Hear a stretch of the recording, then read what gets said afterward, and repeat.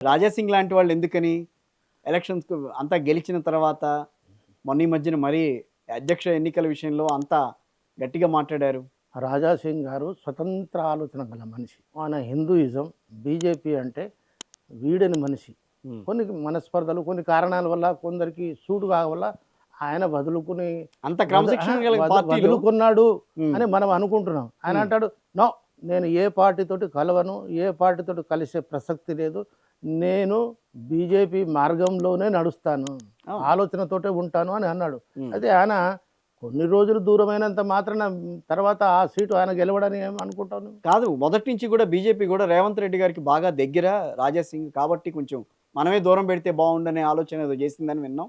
నిజమేనా? కాదు. తెలుగుదేశం పార్టీలో ఉండి చాలా ఉన్నతమైన పదవులో పనిచేసినాడు అతను. ఆర్ఎస్ఎస్‌లో కూడా ఉన్నాడాయన. అంతకంటే ముందు ఆర్ఎస్ఎస్‌లో ఉన్నాడు. హ్మ్. అయితే ఎక్కడ అవకాశం వస్తే అక్కడ పోదామని ఆలోచన గల మనిషి.